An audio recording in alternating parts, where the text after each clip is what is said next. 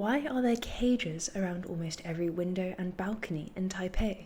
Well, in the 1980s, the government actually ran a cage-free campaign. The goal was to make the city entirely cage-free.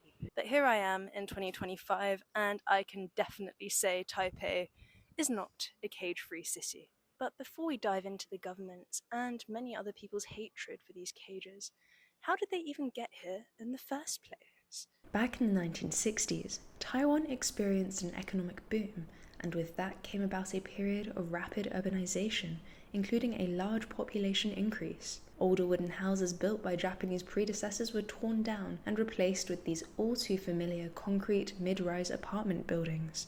Unlike Taipei's previous generation of houses, these buildings lacked space, leading residents to build these sometimes unauthorized metal extensions for storage, gardening, drying clothes, or simply more room.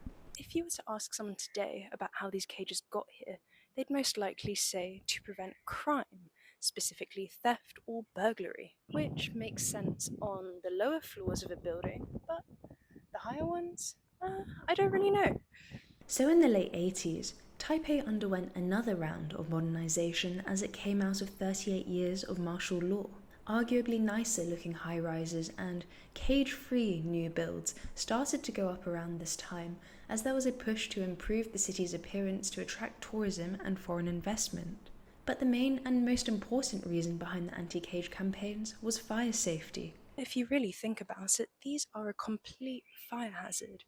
Imagine if your apartment were to catch fire and the door were blocked, but then you couldn't get out of any of your windows because each one is literally covered in metal bars. In the 80s, a family of 4 died in their Taipei apartment after it caught fire and they were unable to escape through their barricaded windows.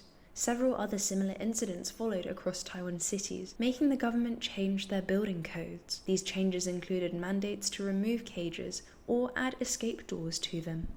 But walking down the street in 2025, it's rather hard to see any evidence of this goal being achieved. Some consider them a dangerous eyesore, but others still see them as a necessary safety measure, to the point that a 60s mid-rise without a cage could actually lower its value, according to some landlords. Overall, it doesn't seem like they'll be going anywhere for now. These cages have very much become a familiar part of the furniture here, cherished or hated. So what's your take?